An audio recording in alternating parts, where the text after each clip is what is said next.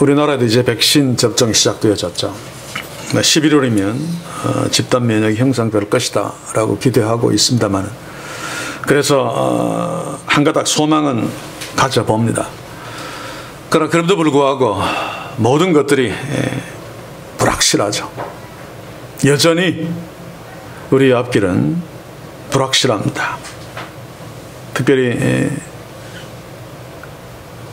전문가들이 염려하듯이 변이 바이러스가 그 하나일 것이고, 또 그것이 아니라 할지라도 코로나19가 그랬듯이 우리가 상상하지 못했던 그 엄청난 어떤 바이러스나 또 어떤 재난이 우리 앞에 닥칠지도 모릅니다.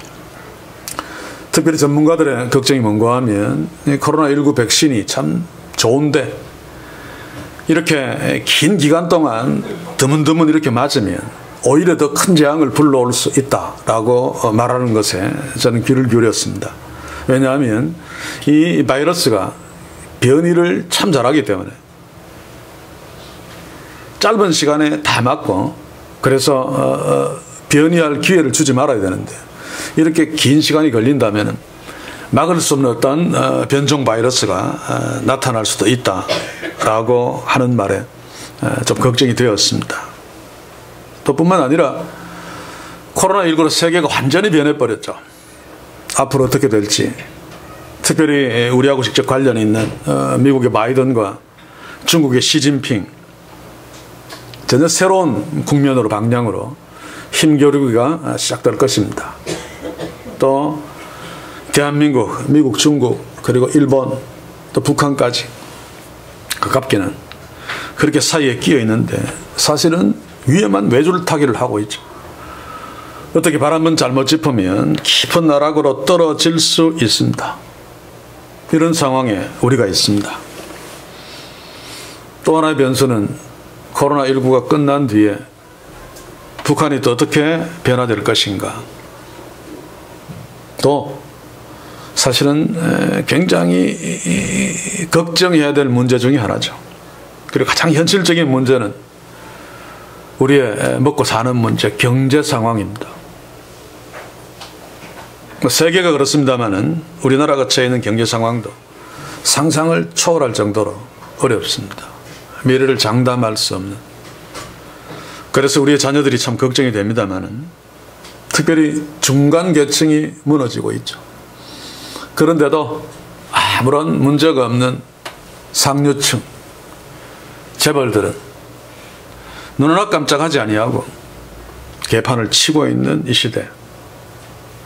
그리고 또 내년이면 대선 전국입니다. 갖단의 정신없는 정치인들, 그때 또 어떻게 될 것인가. 정치적으로도 엄청난 혼란이 올 것이라고 생각되어집니다. 그러나 그럼에도 불구하고 계속 니는 틀렸고 나는 맞다라고 싸우겠죠. 결국 우리나라 정치판은 경제판도 비슷합니다만 둘 중에 하나가 죽어야 해결되어지는 룰렛 게임을 하고 있는 상황인데, 그럼에도 불구하고 우리는 오늘 주어진 시편 3편을 주목하면서 하나의 중요한 해답과 또 소망을 가져야 할 것입니다. 저는 계속 제 마음을 짓누르는 절망은 현재 이 땅의 교회의 모습입니다. 코로나19를 통해서 계속 하나님께서 세상 사람들은 못 들으니까 말씀하지 않았을 터인데 교회를 향해서 말씀하고 계시는, 귀가 아프도록 외치는 소리가 들리는데 전혀 눈치채지 못하고 신경 쓰지 아니하고, 오히려 코로나19가 끝나면 한국교회는 반토막 난다, 헌금이 줄 것이다, 교인들이 줄 것이다, 여기에만 골몰하고 걱정하고 있는, 어떻게 이 위기를 벗어날까. 그러니 교인들을 붙잡아 놓을 사람의 일만 계획하고 있고, 헌금이 줄지 않을 정도로 않게 만드는 달콤한 사탕 발림만 연구하고 있는, 그러나 그럼에도 불구하고 하나님은 살아계신다. 그리고 그 하나님은 이 땅을 사랑하시고 여전히 한국교회를 사랑한다 라고 믿습니다. 그래서 사람들이 걱정하듯 이 나라는 이미 끝났다, 절벽 끝에 있는 것이 아니라 절벽에서 이미 떨어졌다, 땅에 콩 떨어지지 않아서 모를 따름이다 라고 하고 있지만은, 설령 그렇다 할지라도 우리 하나님은 전능하심으로 떨어지는 대한민국이라 할지라도, 떨어지는 한국교회라 할지라도, 떨어지는 우리라 할지라도 다시 붙들시고 건져 올리시는 역사를 이루어 주실 줄 믿습니다. 그래서 오늘 우리는 다윗이 고통 가운데 부르짖었던, 하나님을 향해서 부르짖었던 시편 3편을 함께 주목하면서 이런 상황에서 우리 교회가, 우리가 어떻게 하나님 앞에 서야 할 것인가를 질문하며 그 답을 찾을 수 있기를 원합니다. 오늘 이 시편 3편은 표제어가 처음 붙은 시편이죠. 물론 세 번째입니다만 1편, 2편은 그냥 있는데 3편은 표제어가 붙어 있습니다. 다윗이 그 아들 압살롬을 피할 때 지은 시. 그래서 이 시편의 배경이 분명하죠. 이때 다윗의 상황은 우리가 상상하기 어려울 상황이었을 것입니다. 우리가 이미 다윗을 보면서 그가 사울에게 쫓길 적에 거의 20년 가까이 쫓겼습니다. 그때 그 고통, 그때 그 어려움과 비교할 수 없는 상황이 지금 시편 3편의 배경이라고 생각되어집니다. 왜냐하면 사울에게 쫓길 때는 그래도 아무리 어려웠어도 왕의 권자의 그 달콤함을 누리기 전입니다. 그리고 왕궁에서 풍요롭게 생활하면서 백성들에게 박수받으며 환호받기 전이죠. 또 이때는 밧세바와 범죄하기도 전입니다. 우리아를 죽이기도 전입니다. 무서운 죄를 짓기 전입니다. 자, 그런데 지금은 장인인 사울이 아니라 그가 가장 사랑하는 아들 중에서도 가장 사랑하는 압살롬에 의해서 쫓길 때이기 때문에 아마 이런 상황이면 죽고 싶은 생각도 들지 않을 것입니다. 지금 시편 3편을 쓴 배경이 지금 이런 상황이죠. 오랫동안 권좌에서 화합한 생활을 누리고 또 백성들이 칭송하면서 막 높여 존경을 받아봤던, 그러나 일시에 가장 사랑했던 아들에 의해서 그 권좌에서 떨어지고 또 자기를 추앙했던 신하들, 이스라엘 모든 백성들이 다윗을 외면해버린, 지금 다윗은 가장 사랑했던 압살롬으로부터 배신당했습니다. 그가 가장 아꼈던 둘도 없는 신하 요압에게 배반당했습니다. 그동안 그를 따랐던 대부분의 신하들, 대부분의 사람들이 다윗은 죽일 놈이야 라고 다윗에게 칼을 겨누고 있습니다. 또 다 가졌던, 다 누렸던 자가 이렇게 나락으로 떨어져서 빈털터리가 되는 것은 두말할 것도 없고, 오히려 모든 사람의 칼날이 자기한테 향해 있으니까 아마 그 비참함은 설명할 길이 없을 것입니다. 이런 비교가 맞을지 모르겠습니다만은, 전셋집으로 사는 자가 전세금을 날리는 것과 대재벌로 살다가 모든 것을 다 날리고 노숙자가 되는 것, 똑같은 노숙자일지라도 그 충격은 비교가 되지 않을 것이라고 여겨집니다. 지금 다윗이 이런 상황입니다. 저는 절박하게 절실하게 경험했죠. 제 눈앞에서 저희 부친을 보면서 그 비참함을 조금은 이해할 수 있을 것 같습니다. 사회에서 또 특별히 교회에서 그렇게 대우받고 그렇게 높은 자리에서 큰 소리 쳤던 그런 모든 사람들이 외면하고 무시하는. 자, 그런데 다윗에게 정말 견딜 수 없는 것은 다른 그 모든 것보다 하나님이 나를 버렸다. 왜냐하면 자신이 범죄하고 난 뒤에 나단이 하나님이 너한테 이렇게 할 거야 라고 경고한 대로 너를 이렇게 때릴 거야, 너를 이렇게 심판할 거야 라고 한 대로 그대로 이루어지고 있기 때문에 다윗은 아마 정말로 견디기 어려웠을 것입니다. 사무엘하 12장 10절을 한번 봅시다. 이제 네가 나를 업신여기고 햇사람 우리아의 철을 빼앗아 네 철을 삼았은즉 칼이 영영이 내 집에 떠나지 아니하리라. 실제로 이런 선언 이후에 다윗의 집에 비극이 시작되기 시작했죠. 그의 맏아들 암논이 하나밖에 없는 딸 암논에게는 이복 동생입니다만 다말을 성폭행했습니다. 그러자 다말의 친오빠인 압살롬이 그의 배다른 형입니다만 그래도 왕통을 이어야 될 자죠. 암논을 살해해버렸습니다. 그리고 사무엘하 12장 10절을 보시면 10절 다음에 있는 11절을 보시면 여호와께서 또 이처럼 이르시기를 내가 네 집에 재화를 일으키고 내가 네 처들을 가져 네 눈앞에서 다른 사람에게 주리니 그 사람이 네 처들로 더불어 백주에 동침하리라. 이 저주의 선언이 자기의 아들을 통해서 이루어지는 사실을 다윗이 두 눈으로 보아야만 했습니다. 압살롬이 모반을 일으키고 다윗 아버지의 왕궁과 권좌를 빼앗고 그리고 아히도벨의 그 모사에 따라서 아버지의 그 궁녀들 아내들이라고 해야 됩니다. 아내들을 동침함으로 아버지 다윗의 명예와 그 모든 것들을 완전히 짓밟아 버렸습니다. 사무엘하 16장 21절 22절 한번 봅시다. 아히도벨이 압살롬에게 이르되 왕의 아버지가 머물러 두어 궁을 지키게 한 후궁들로 더불어 동침하소서.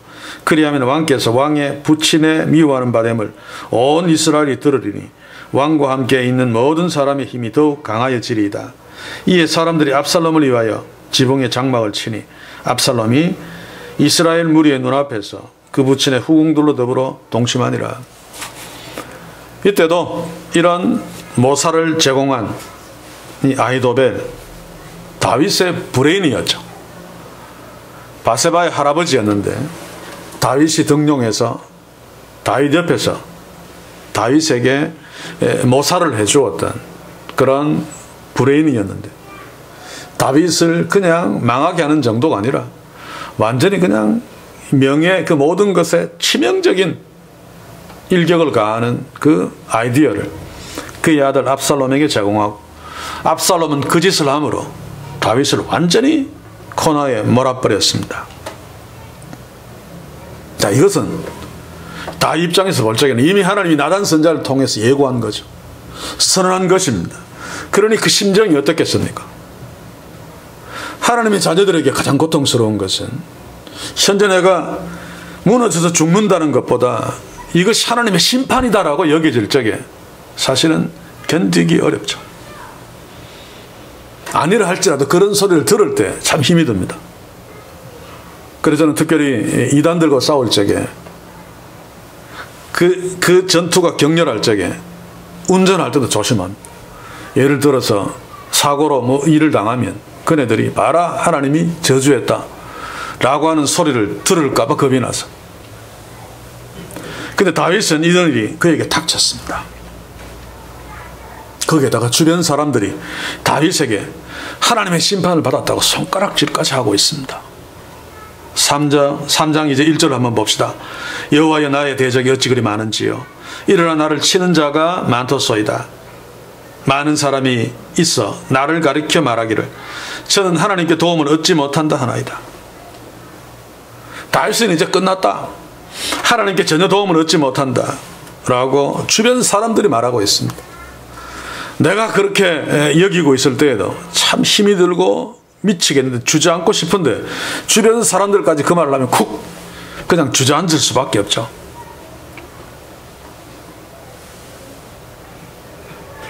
저희 부친도 완전히 나락에 떨어졌을 때 그렇게 따르면서 그렇게 훌륭하십니다. 훌륭하십니다. 교회를 위해서 이 교회는 당신이 없으면 안 됩니다 라고 하는 사람들이 다 돌아서서 하나님이 저주했다 봐라. 그렇게 교만하더니 자식 새끼들 봐라. 저렇게 개망난이 치고 있는 거 끝났어. 아마 그때 저희 부친의 심정 조금은 이해할 수 있을 것 같은데 그러나 다윗과 아예 비교할 수 없겠죠. 다윗은 그 주변도 상상을 초월할 정도였습니다. 그래서 다윗이 얼마나 고통스러웠으면 1절 2절에 보시면 3번씩이나 내 적이 너무 많습니다 라고 지금 하소연하고 있죠. 나의 대적이 어찌 그리 많은지요. 나를 치는 자가 많도소이다. 많은 사람이 있어 나를 가리켜 이렇게 말합니다. 아마 이런 상황에서는 죽고 싶은 심정도 생길 수 없는 그런 어떤 여유 없는 상황이라고 생각되어집니다. 그렇죠. 너무 고통스러우면 절망감도 들지 않습니다. 그냥 멍한 상태에 있을 따름이죠. 사랑하는 성도 여러분, 제가 서두에서 대한민국 현재 어려운 상황들을 이야기했습니다만 뿐만 아니라 우리에게도 그런 상황들이 언제든지 닥칠 수 있고 또 이미 경험한 사람도 있고 또 앞으로 만날 상황이 될 수도 있고 현재 그런 상황에 처해 있는 지체들도 있을 수 있는데 문제는 누구에게나 닥칠 수 있고 닥치고 또 닥쳤다. 다윗에게도 닥쳤고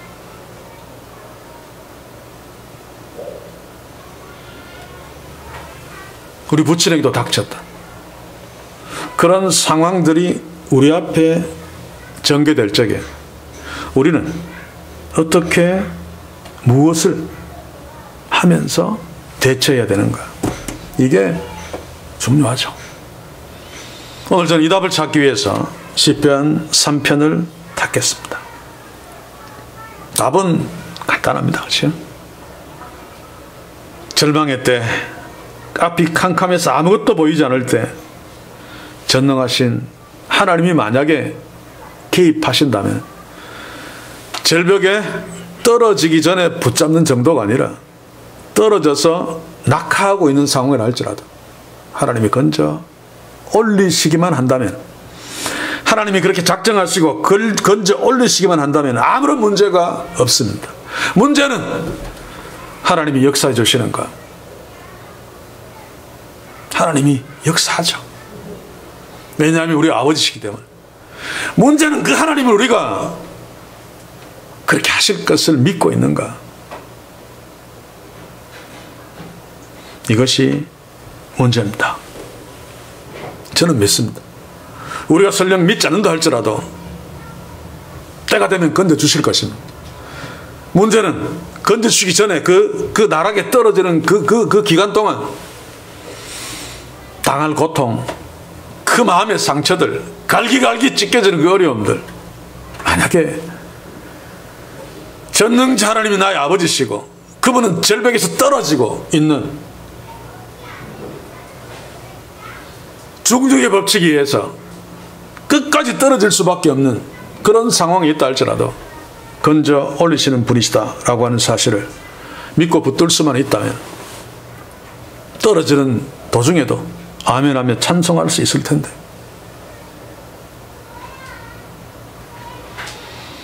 다윗은 우리가 읽은 1절, 2절과 같은 절망적인 상황에서 무엇을 했습니까?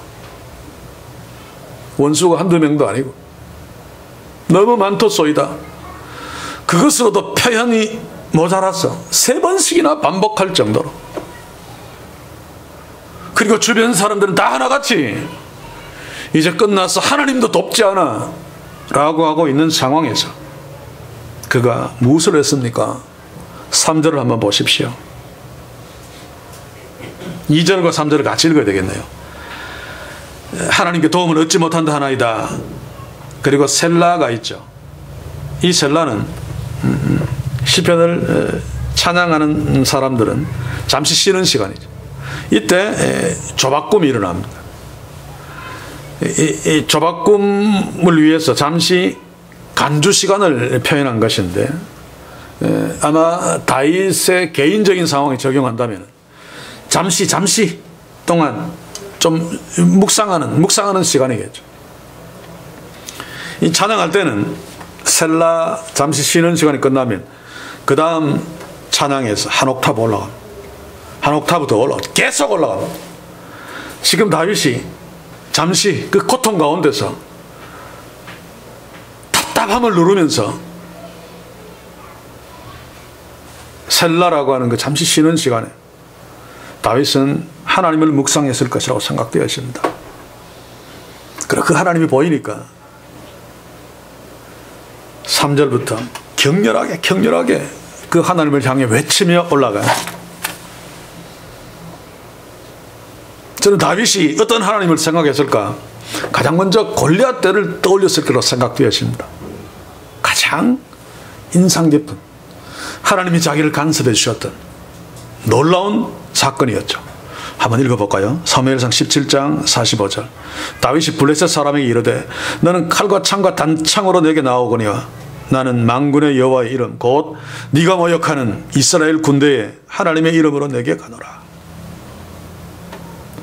그가 과거에 사울에게 쫓기면서 동굴 속에 숨어서 고독과 두려움 가운데 벌벌 떨고 그랬을 때도 어쩌면 골리앗과 싸울 적에 나와 함께 하셨던 하나님, 그 하나님을 떠올리며 그 하나님을 불렀을 것이라고 생각되어집니다. 시편 18편 4절 6절을 한번 읽어보겠습니다. 사망의 줄이 나를 얽어 불의의 창수가 나를 두렵게 하였으며 음부의 줄이 나를 두르고 사망의 올무가 내게 이르렀도다. 내가 환난에서 여호와께 아뢰며 나의 하나님께 부르짖었더니 저가 그 전에서 내 소리를 들으시며 그 앞에서 나의 부르짖음이 그 귀에 들렸도다.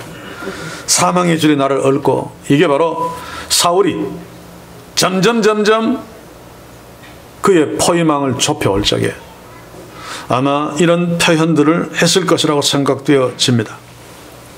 이때도 그가 나의 하나님께 부르짖었더니,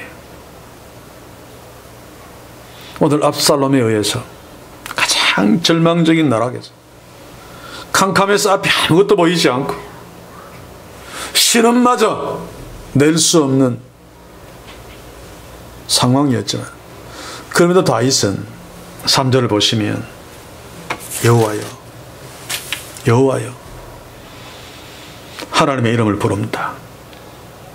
골리앗을 이기게 해주셨던 그 하나님, 사울에 의해서 그 사망의 올가미가 나를 좁혀올 때에도 나를 지키시고 구해내셨던 그 하나님 여호와, 여호와여.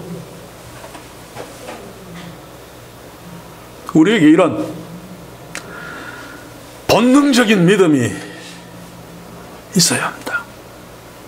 어린아이들이, 아니 어른이라도 순간적으로 어떤 위기가 탁 닥치면 자기도 모르게 엄마야. 어린아이들은 특히 더 그렇죠. 저도 그렇습니다. 고통 가운데 기도하면서 하나님 이름을 막 부르다가도 너무 힘드니까 나도 모르게 엄마의 이름을 부를 때가 있습니다. 소용이 없다 할지라도 그냥 심적으로 위로받기 위해서. 너무 힘드니까 하나님의 이름을 부르는 것보다 엄마를 부르는 것이 훨씬 더 내게 위로가 될 때가 있더라고요. 그러나 우리가 본능적으로 엄마 이름을 부르듯이 진짜 나의 아버지 되시는 하나님의 이름을 순간적으로 고통이 확 다가올 적에 엄마야가 아니라 여호와여라고 부를 수 있다면 다윗처럼, 사랑하는 성도 여러분, 우리에게 이런 본능적으로 여호와 이름을 부를 수 있는 축복이 있기를 주의 이름으로 간절히 소원합니다. 다윗은 골리앗과 맞섰을 때 자기를 도와주시고 골리앗의 방패가 되어주신 하나님 여호와를 불렀습니다. 주는 나의 방패이시오. 다윗은 여호와가 나의 방패 되심을 알고 굳게 믿었기 때문에 골리앗 때에도 그랬고, 또 목동 시절에 맹수들과 싸울 때에도 그랬고, 아무리 내가 천만이 나를 둘러치고 나에게 칼과 활을 겨누었다 할지라도 여호와는 나의 방패십니다 라고 하는 것을 믿었기 때문에 그는 이런 상황에서 여호와여 라고 부르고 있습니다. 이게 다윗이 여호와 이름을 불렀던 이유입니다. 또 무슨 이유가 있었을까요? 그는 지금 아들에 의해서 그가 누렸던 권자, 명예 다 잃어버리고 죽고 싶을 생각도 나지 않을 정도로 수치스러운 자리에 지금 떨어져 있습니다. 그럼에도 불구하고 여전히 하나님은 나의 하나님이시고 나에게 영광을 주시는 나의 영광이 되십니다 라고 하는 사실을 그가 알았기 때문에 그는 지금 여호와 이름을 부르면서 나의 영광이시오 라고 고백하고 있습니다.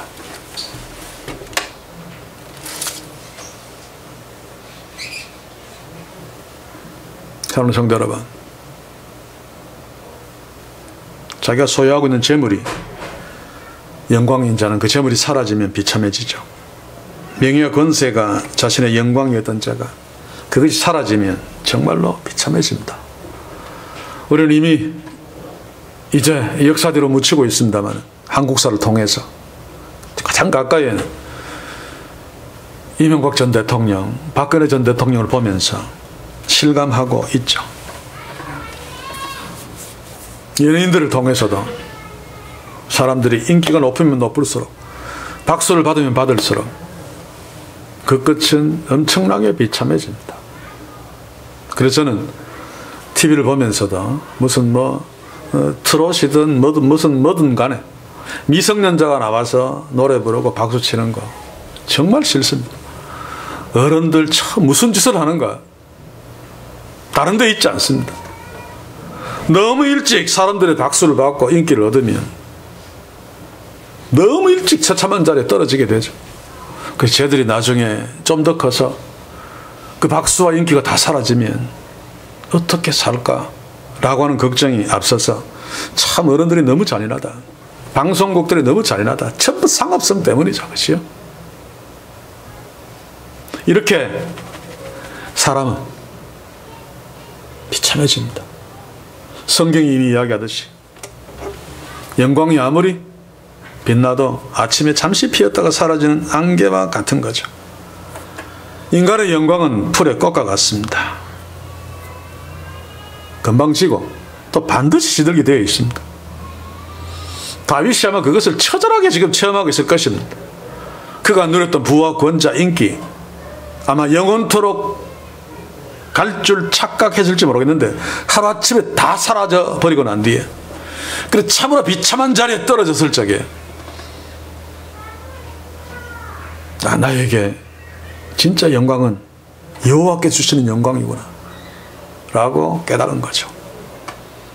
아마 이것 때문에 하나님이 그 절벽에 그 나락에 내동댕이 쳤을 것입니다만 떨어지고 나니까 그럼에도 나의 여호와 하나님은 나와 함께 계시면서 나의 영광이 되어 주시는구나. 그렇죠. 하나님의 영광은 결코 사라지지 않습니다. 나를 붙들고 계신 하나님의 영광은 결코 시들어 떨어지지 않죠. 내가 시들어 비참하게 땅에 떨어져 있다 할지라도 그 나를 붙들고 계시는 하나님의 영광은 결코 불타 없어지지 않습니다. 그래서 우리는 괜찮단 말입니다. 그래서 다윗도 괜찮단 말입니다. 지금은 압살롬에 의해서 완전 바닥에 있지만 그래도 괜찮단 말입니다. 전능자 하나님이 그를 붙들고 계시고 그 전능자 하나님의 영광은 영원하기 때문에, 그리고 하나님은 쭉 쳐져 있는, 그래서 고개를 푹 숙이고 있는 다윗의 고개를 들어주시면서 힘내, 기사라, 기죽지 마 라고 말씀하시는, 다윗이 지금 체험하고 있죠. 그것은 그가 여호와의 이름을 불렀을 때 체험하는 것입니다. 우리가 알아야 됩니다. 이미 하나님은 다윗의 처진 고개를 들어주셨는 다윗이 모르고 있을 따름입니다. 우리도 마찬가지입니다. 하나님이 내 옆에 없다 라고 할 때도 하나님은 항상 내 옆에 있고, 나는 이제 끝났어 라고 고개를 숙이고 있을 적에도 하나님은 고개를 들어주시는데 그것을 모를 따름인데, 다윗이 여호와야 라고 하나님을 찾기 시작하니까 하나님이 내 고개를 들어주시는 것을 깨달은 거죠. 그래서 뭐라고 합니까? 나의 머리를 드시는 자신이다. 사랑하는 성도 여러분, 혹시 우리 중에 너무 힘들고 너무 어려워서, 아니 너무 자존심 상해서 고개를 푹 들고 계시는 자가 없습니까? 그냥 눈에 보기에는 고개를 들고 다니지만 실제로는 푹 고개를 숙이고 어깨를 축 늘어뜨리고 하루하루 사는 분들은 없습니까? 오늘 이 다윗이 여호와여, 여호와 하나님은 나의 방패 되십니다. 여호와 하나님은 여전히 나의 영광이십니다. 그렇게 하나님의 이름을 부르면서 하나님이 내 푹 숙여버린 고개를 드시는 그 하나님의 놀라운 나를 향한 사랑 역사를 체험할 수 있기를 주의 이름으로 간절히 소원합니다. 제가 젊었을 때 얼마나 처절하게 절망 바닥에 있었는가 하면, 신학교 다닐 적에도 그것이 이제 해결되고 있는 상황이었죠. 아직 그대로 상처로 남아있는. 그래서 식당에 가서 이제 밥 먹을 때 TV를 볼 수 있습니다. 저녁에 식사로 동료하고 같이 갔었는데 TV에서 복싱 경기를 해요.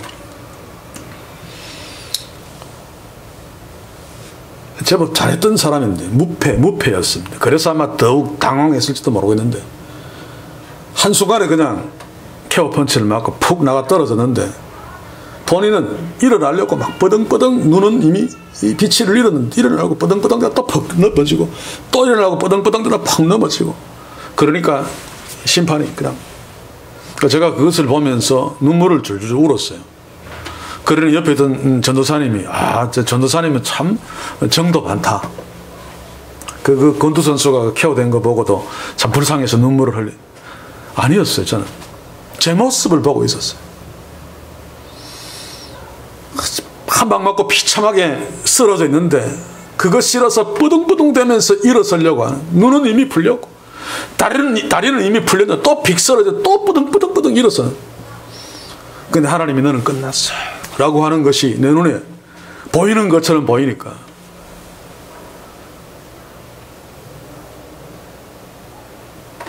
그러나 그런 상황에 처해 있다 할지라도 하나님은 내 고개를 들어주시는 분이십니다.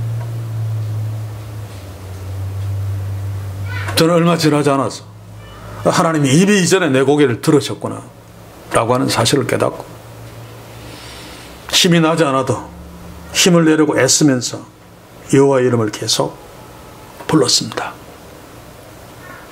사랑하는 성도 여러분, 하나님은, 다윗이 불렀던 그 하나님은 우리의 아버지십니다. 다윗은 아마 그때 그 여호와 하나님이 자신의 친아버지 되시는 줄 몰랐을 거예요. 우리는 예수님 때문에 압니다만. 그래서 직접 아버지라고 부르죠. 다윗은 그렇게 못 불렀습니다. 그래서 우리는 더욱더 우리 하나님 아버지를 불러야 합니다. 사절을 보십시오. 내가 나의 목소리로 여호와께 부르짖으니 그 성산에서 응답하시는도다. 그 하나님은 우리 아버지신데 우리가 그 아버지께 비명을 지르며 신음하면서 부르면 아버지는 반드시 대답해 주십니다. 때로 우리가 듣지 못하게, 들으면 또 다른 어떤 충격에 빠질까 봐 때로는 우리가 눈치채지 못하게 들으시고 응답해 주시기도 하십니다만, 한 가지 분명한 것은 반드시 들으시고 반드시 응답하신다는 사실입니다. 그래서 주의 백성들은, 특별히 하나님 아버지 자녀들은 항상 아버지의 이름을 불러야 됩니다만, 특별히 절망의 때, 아무것도 보이지 않을 때 여호와 이름을 불러야 됩니다. 성경에 보면 모세가 그랬고 엘리야가 그랬고, 특별히 요즘 제가 읽고 있는 본문이 그 부분은 여호수아가 그랬습니다. 여리고 성의 승리. 야, 하나님 이런 분이구나. 화란방한 쏘았는데 이겼구나. 하나님이 나를 이렇게 사랑하는구나 라고 아마 자신만만하고 그 기분이 업되었을 텐데, 별것 아닌 아이성에서 박살나버린 여호수아, 아마 그의 절망감은 대단했을 것입니다. 다행스럽게 여호수아는 그런 상황에서 그냥 주저앉지 아니하고 여호와 이름을 불렀습니다. 여호수아의 하나님, 그 이전에 잘난 척하고 아이성의 승리를 자기 공로로 돌리고 폼 잡았던 여호수아였지만, 하나님의 이름을 부르고 엎드릴 적에 그 소리를 들으시고 아이성의 승리를 여호수아에게 주셨습니다. 5절을 봅시다. 내가 누워있고 자고 깨었으니 여호와께서 나를 붙드심이로다. 아직까지 상황이 달라지지 않았습니다. 그런데 다윗이 여호와의 이름을 부르기 시작하니까 누워 자고 깼으니, 이것은 다윗이 지금 평강을 누리고 있다는 뜻입니다. 그가 지금까지 괴롭히면서 자기를 절망 가운데 빠뜨렸던 그 상념이 평강으로 바뀌었음을 표현하고 있는 거죠. 절망 가운데 자면 잠을 이룰 수 없죠. 그런데 경험해 보니까 더 깊은 절망에 빠지니까 계속 자게 되더라고요. 또 눈 뜨면 괴로우니까 잠이 안 와도 이불 덮어쓰고 가만히, 그러면 또 잠이 오죠. 아무튼 그럴 때라도 다윗처럼 여호와여 주의 이름을 부르면, 다윗이 고백하는 것처럼 내가 누워 자고 깨었으니 여호와께서 나를 붙드시리로다. 하나님이 나를 붙들고 계심을 깨달을 수 있게 됩니다. 그러면 지금은 변하지 않고 고통 가운데 있다 할지라도 마음에 평강이 들어오기 시작하므로 평강을 누리면서 잠잘 수 있고 깰 수 있죠. 하나님께서 잠잘 수 있고 깰 수 있도록, 혹시 잠을 잘 수 없을 정도로 고통스러운 분이 계시다면, 아니 잠을 잘 수밖에 없는 더 큰 고통 가운데 있다 할지라도 주께서 편히 자고 깰 수 있는 평강의 축복을 주실 것입니다. 여호와 이름을 부르십시오. 나의 아버지 되시는 하나님을 찾으십시오. 6절을 봅시다. 천만인이 나를 둘러치려 해도 나는 두려워 아니하리로다. 이 담대함의 축복을 주십니다. 아직은 천만인이 나를 둘러싸고 있다 할지라도, 이전에는 두려워 벌벌 떨었는데 이제는 아닙니다. 왜냐하면 하나님이 나를 붙들고 계시기 때문에 이 천만인들이 나를 어떻게 하지 못할 것을 알고 있기 때문에, 다윗이 지금 이렇게 달라지고 있습니다. 그리고 이렇게 하나님을 부릅니다. 여호와여 일어나소서. 나의 하나님이여 나를 구원하소서. 주께서 나의 모든 원수의 뺨을 치시며 악인의 일을 꺾으셨나이다. 하나님이 일어나소서 나를 도와주십시오 라고 부르면서 뒤에 보면 모든 원수의 뺨을 치시며 악인의 일을 꺾으셨나이다. 과거 시제로 표현하고 있죠. 제가 자주 말씀드렸습니다만 이것은 아직 악인의 이가 끊기지 않았습니다. 그런데도 여호와 일어나소서 하나님의 도우심을 구함에 있는 다윗은 반드시 하나님께서 그렇게 해주실 것을 믿었기 때문에, 확신했기 때문에, 당연히 그럴 것이기 때문에 과거로 표현하면서 그의 소원을 주께 말하고 있습니다.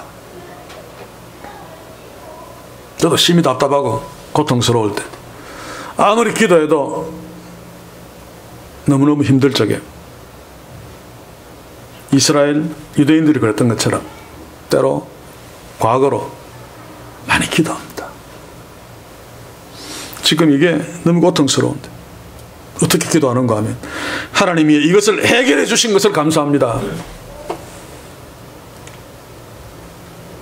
그렇게 기도하면 하나님께 더 좀 밀착되어지고 하나님이 그렇게 과거로 표현한 그것을 반드시 해 주실 것이 더 믿어질 때가 있어요. 여러분들 이런 방법들로 한번 기도해 보시는 것도 괜찮을 것이라고 생각되어집니다.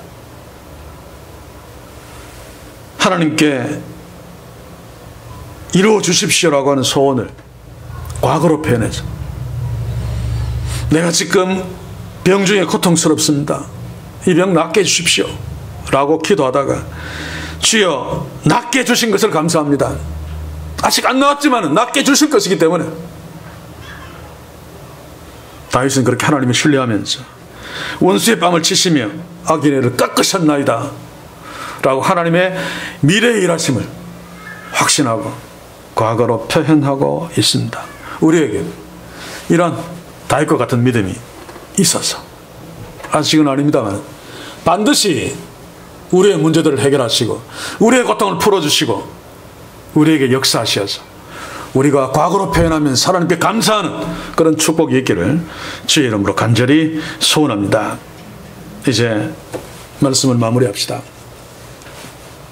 우리가 어떤 고통의 자리에 있다 할지라도 어떤 절망의 자리에 있다 할지라도 문제는 우리에게 부를 하나님이 있는가? 근데 우리는 있잖아요. 다윗이 불렀던 그 여호와, 우리는 아버지라고 부를 수 있잖아요. 그러므로 경제적으로 완전히 무너졌다 할지라도 건강에 문제가 생겨서 완전히 무너졌다 할지라도 특별히 저도 시간이 갈수록 점점 더 처절해지고 있습니다만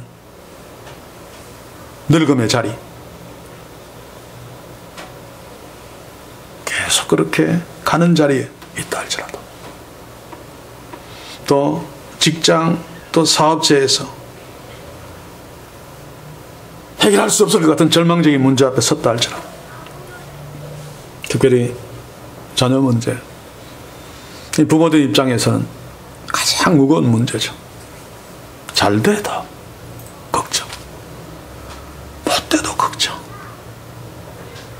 중간에 있어도 걱정, 앞서 나가도 걱정, 뒤로 쳐져도 걱정. 이런 문제들 앞에 처해 있는 부모님들, 또 특히 우리 청년들은 장래 문제를 놓고 지금 상황은 더 캄캄하기 때문에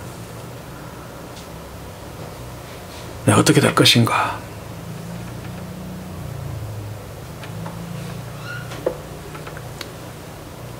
여러분들은 무엇 때문에 힘들어하고 계십니까? 오늘 그 힘들어함에 해결의 답을 찾으셨습니까? 나중에 집에 가서 시편 3편을 다시 한번 펼치시기 바랍니다. 다윗이 불렀던 그 여호와 나의 하나님이십니다. 내가 절망 중에 부를 이름입니다.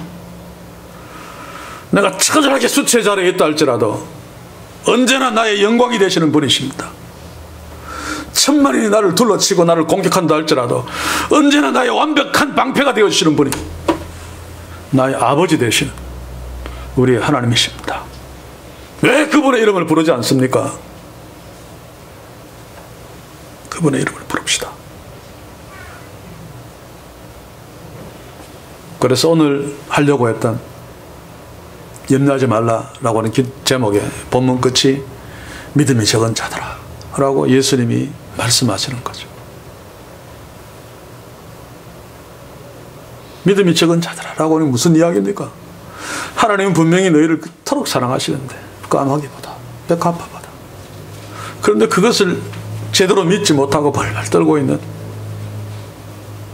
주의 제자들, 우리를 향해서 이 믿음이 적은 자로. 문제는 우리가 우리 하나님 아버지 다윗이 불렀던 그 여호와를 잘 보지 못하는 데 있습니다. 그래서 불러도 그냥 형식적으로 부르고, 정말로 어린아이가 어려울 때 어려운 자리에서 엄마를 막 부르는 그 부름이 아니기 때문에 문제인 거죠. 사랑하는 성도 여러분, 진짜 우리 하나님, 우리 아버지, 그 이름을, 그분을 오늘 시편 3편에서 절망의 나락에서 여호와여 라고 불렀던 다윗처럼 부르시기 바랍니다. 하나님은 반드시 응답하시고 다윗에게,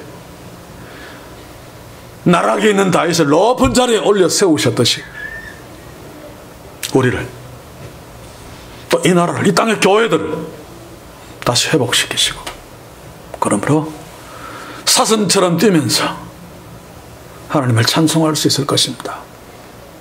이 놀라운 축복이 우리가 다윗이 불렀던 그 여호와, 진짜 하나님을 나의 아버지로 부름으로 우리에게 넘치는,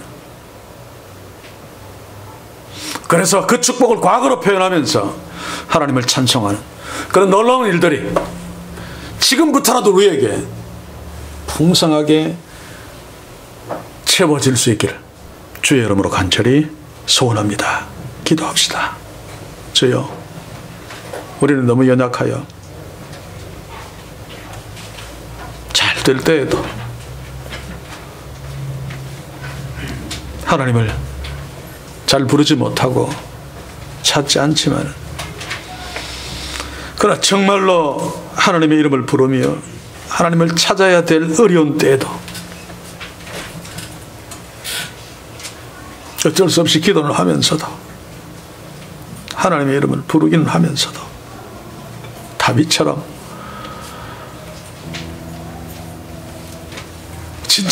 진짜 나의 아버지 되시는 하나님을 여호와여, 나의 방패십니다, 나의 영광이십니다, 나의 고기를 드십니다 라고 찾지 못하는 저희들을 긍휼히 여기소서. 이제라도 우리 아버지 되신 하나님의 이름을 부르게 하시어서 절망 가운데서도 방패로 나를 막아주시고, 나의 손을 잡으시면서 내게 영광을 준비하시고, 나의 축 처진 어깨를 펴시며 나의 떨어뜨린 고기를 드시는 하나님을 만나게 하시어 다시 찬송하며 다시 일어설 수 있도록 우리 모두를 축복해 주시옵소서. 예수님의 이름으로 기도하옵나이다. 아멘.